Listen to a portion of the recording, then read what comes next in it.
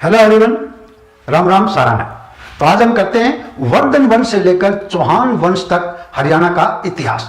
और आपको एचएसएससी का कोई भी एग्जाम होने दो, हर एग्जाम के अंदर कम से कम एक क्वेश्चन जो हर्षवर्धन का शासनकाल, पानीपत की तीनों लड़ाई और तराइन की दोनों लड़ाई, इनके ऊपर से जरूर आता है। तो ध्यान से देखिए। पहले लेते हैं पुष्यभूति वंश या वर्धन वंश। ये गुप्तों के सामंत थे। किनके सामंत थे? गुप्तों के। संस्थापक, इसका संस्थापक था पुष्यभूति। पुष्यभूति वंश का संस्थापक पुष्यभूति। वास्तविक संस्थापक, ये ज्यादा इंपॉर्टेंट है, वास्तविक संस्थापक ये प्रभाकर वर्धन थे।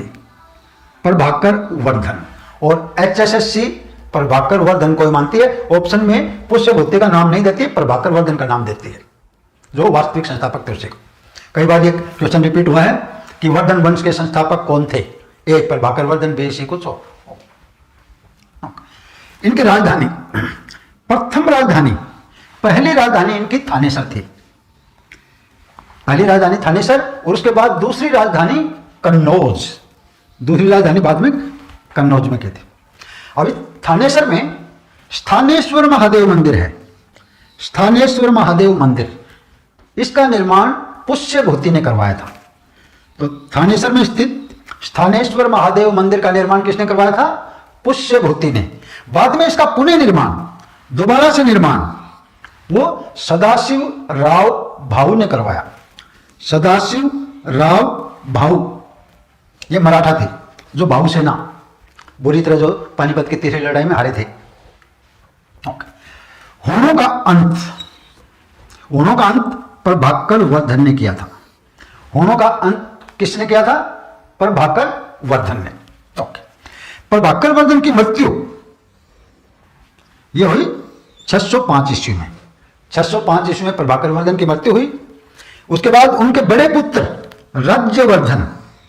राज्यवर्धन गद्दी पर बैठे 605 ईस्वी में। इनके दो बेटे थे, राज्यवर्धन व हर्षवर्धन, और एक बेटी थी राजश्री।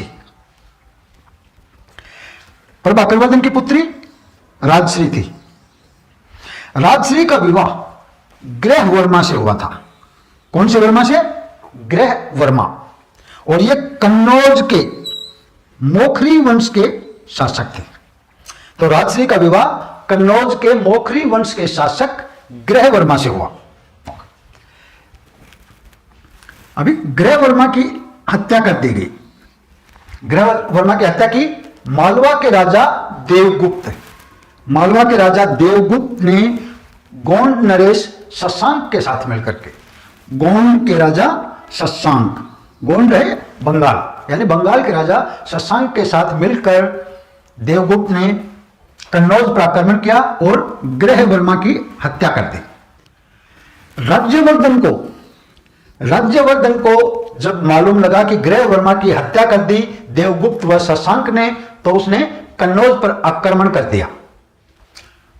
कन्नौज पर आक्रमण किया तो इस शशांक ने धोखे से राज्यवर्धन की भी हत्या कर दी। 606 ईस्वी की बात है। 605 ईस्वी में राज्यवर्धन गद्दी पर बैठे थे और 606 ईस्वी में इनकी हत्या कर दी धोखे से शशांक ने।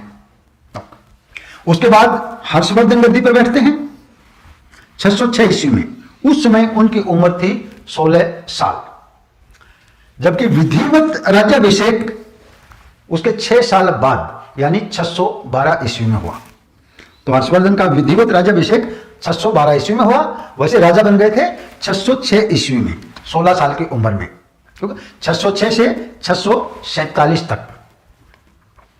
हर्षवर्धन की माता, इनकी माता थी यशोमती, और ये मालवा के राजा की पुत्री थी।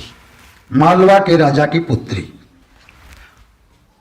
और हर्षवर्धन की बहन राजश्री पर जो कन्नौज में आक्रमण किया वो भी देखियो मालवा के राजा थे, मालवा के राजा देवगुप्त। इसके बाद जो 606 ईस्वी में हर्षवर्धन गद्दी पर बैठते हैं, उसके बाद उसी साल ये कन्नौज पर आक्रमण करते हैं। तो हर्षवर्धन का कन्नौज पर आक्रमण 606 ईस्वी में।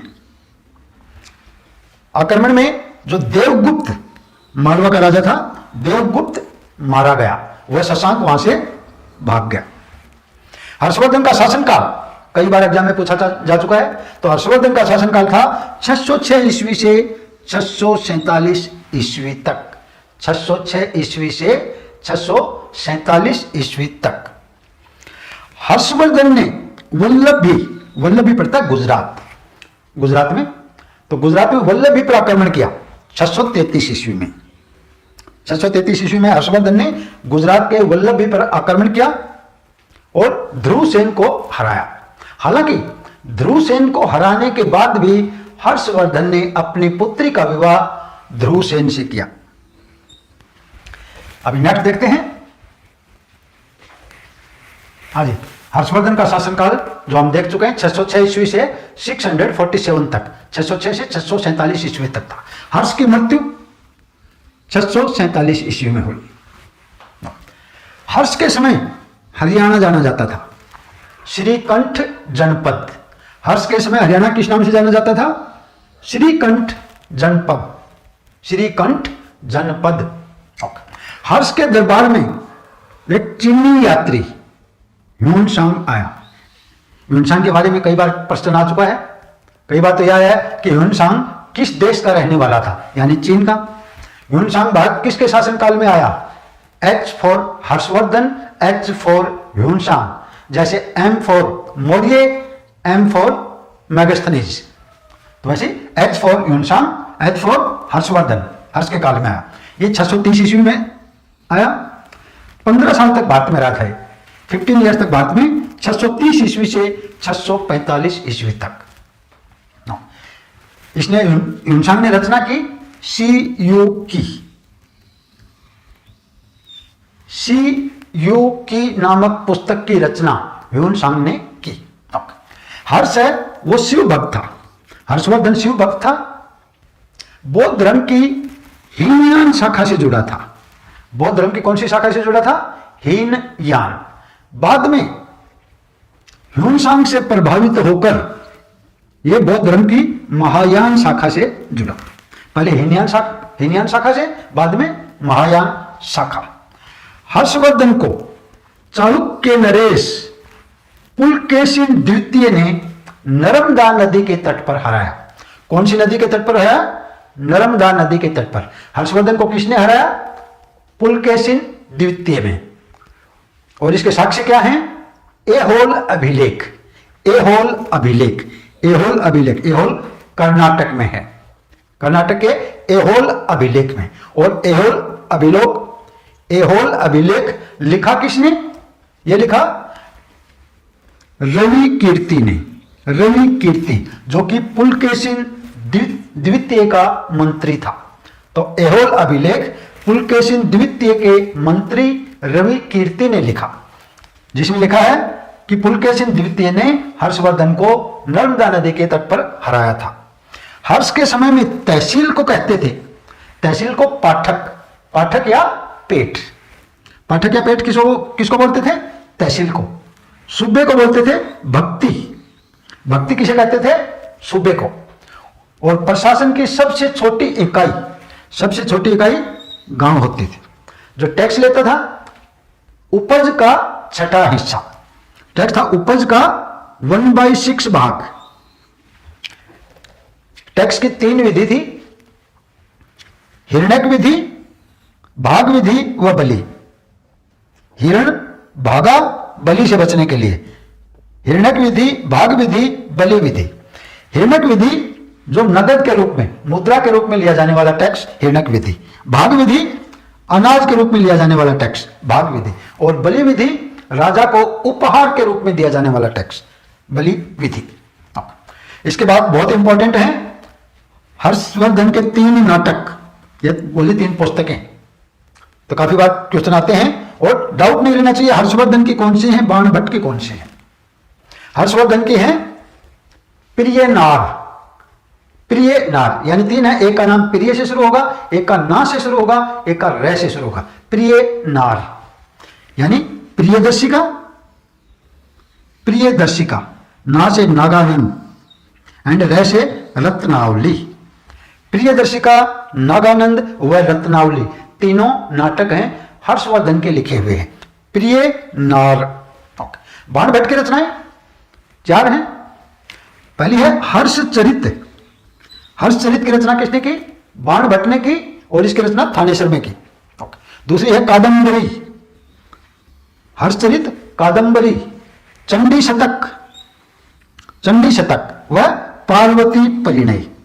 पार्वती परिणय। तो हर्ष की तीनों पुस्तकें कौन सी हैं? प्रियदर्शिका, नागानंद व रत्नावली।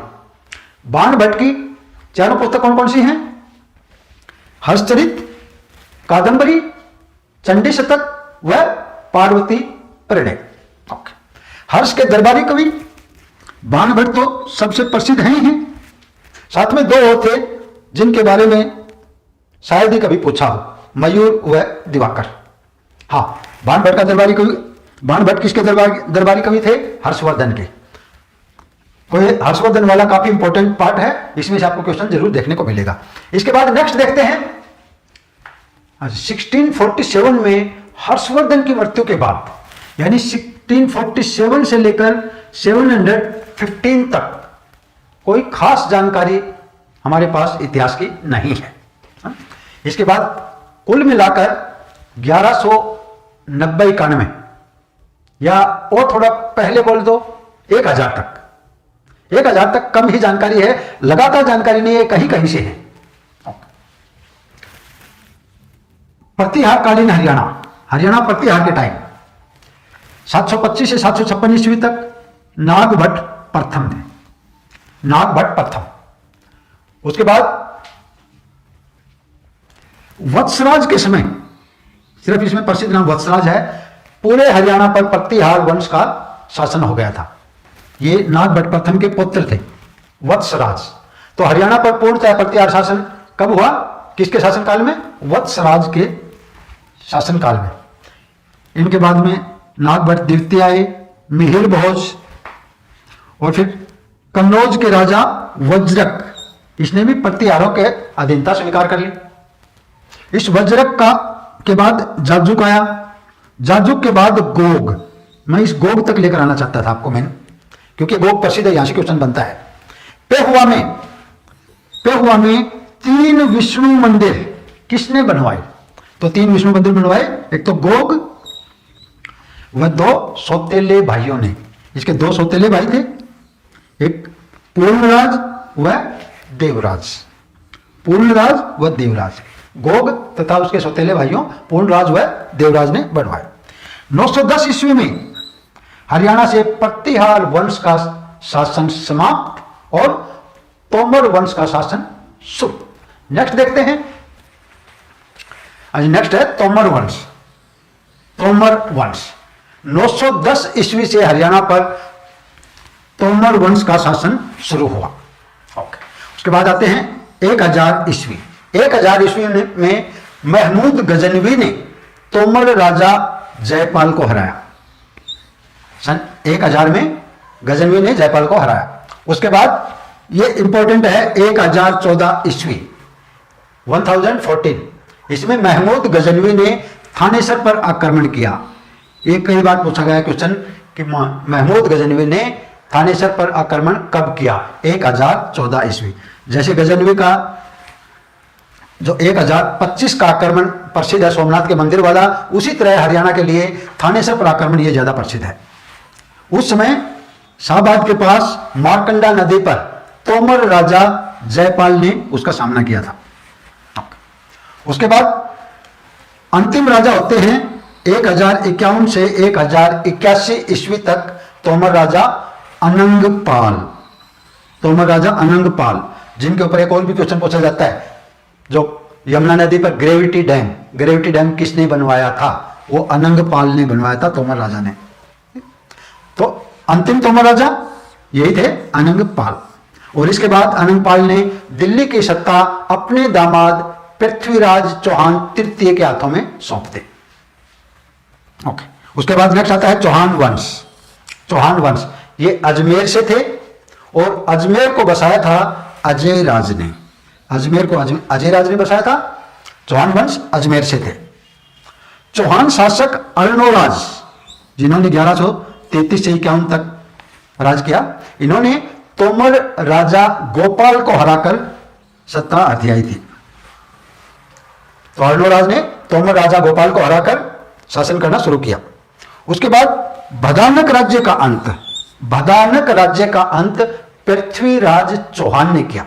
भदानक राज्य महेंद्रगढ़, गुरुग्राम व अलवर इस क्षेत्र में था और ये तोमर व चौहानों के समकालीन राज्य था।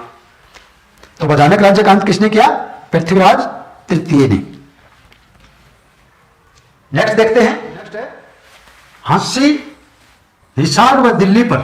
हांसी, हिसार व दिल्ली पर अर्णोराज के पुत्र विग्रहराज फोर ने राज किया। पृथ्वीराज द्वितीय, देखिए पृथ्वीराज प्रथम और पृथ्वीराज द्वितीय के बारे में बहुत कम जानकारी उपलब्ध है, ज्यादातर है पृथ्वीराज तृतीय के, लेकिन पृथ्वीराज द्वितीय के बारे में जानकारी हरियाणा से है, हांसी से। पृथ्वीराज द्वितीय ने हांसी पर राज किया था। हांसी के राजा थे, हांसी में इन्होंने मिंट भी बनाई थी और हांसी अभिलेख से इसका मालूम लगता है कि पृथ्वीराज द्वितीय का हांसी पर अधिकार था। आगे तरावड़ी, तरावड़ी है त्राइन, जहां बैटल ऑफ त्राइन लड़ी थी। तरावड़ी, करनाल व हांसी, ये तीन जगह के किले हैं वो पृथ्वीराज चौहान ने बनवाए। पृथ्वीराज चौहान ने कौन कौन से किले बनवाए? तरावड़ी, करनाल व हांसी के किले। गोहना में, सोनीपत जिले में पड़ता है, जिसका पुराना नाम है गवम भावना। गवम भावना गोहाना का पुराना नाम। तो गोहाना का किला यह भी पृथ्वीराज चौहान ने बनवाया अपने सेनापति दरिया सिंह के नाम। इनका सेनापति था दरिया सिंह, उनके नाम पर गोहाना का किला पृथ्वीराज चौहान ने बनवाया। ओके, उसके बाद आता है बहुत इंपॉर्टेंट, त्राइन का प्रथम युद्ध। त्रावड़ी का प्रथम युद्ध 1191 में हुआ। पृथ्वीराज चौहान तृतीय, पृथ्वीराज चौहान तृतीय व मोहम्मद गौरी के बीच, जिसमें पृथ्वीराज चौहान की जीत हुई और गौरी की हार हुई। उसके बाद अगले साल 1192 में मोहम्मद गौरी फिर से आक्रमण करते हैं, तो होता है त्राइन का दूसरा युद्ध, त्राइन का द्वितीय युद्ध। कब हुआ? 1192 में। पहले वाला 1191 ईस्वी में था, ये 1192 में है। तो इसमें मोहम्मद गौरी जीता व पृथ्वीराज चौहान की हार हुई। पृथ्वीराज का जो दरबारी कवि था वो था चंद्रवरदाई। चंद्रवरदाई पृथ्वीराज तृतीय का दरबारी कवि था, जिन्होंने पृथ्वीराज रासो लिखी। पृथ्वीराज रासो किसकी रचना है? यह चंद्रवरदाई की है और चंद्रवरदाई हिसार के रहने वाले थे। हालांकि इतिहासकार इनकी बातों पर ज्यादा विश्वास नहीं करते, क्योंकि इनके हिसाब से मोहम्मद गौरी ने पृथ्वीराज चौहान की आंखें फोड़ दी थी और फिर गौरी ले गया था, और चंद्रवरदाई बोला कि मैं खुद साथ में था और अपने बेटे को ये पृथ्वीराज रासो लिखने के लिए दे गया था। वहां पर उन्होंने बंद, आंखें तो बंद थी क्योंकि अंधा कर चुके थे, तो उससे तीर चलाया था गौरी के ऊपर। उसने जो जगह बताई बातों बातों में, तो उस बात के ऊपर कम विश्वास करते हैं इतिहासकार, क्योंकि इसके बाद 1194 में मोहम्मद गौरी फिर से आता है, राजा जयपाल को हराता है। अगर मोहम्मद गौरी उसमें पृथ्वीराज चौहान के तीर से मर गए थे तो फिर 1194 में कैसे आई? तो ज्यादातर इतिहासकार इसकी सच्चाई को नकारते हैं। इसके बाद आता है पृथ्वी का त्राइन का तृतीय युद्ध।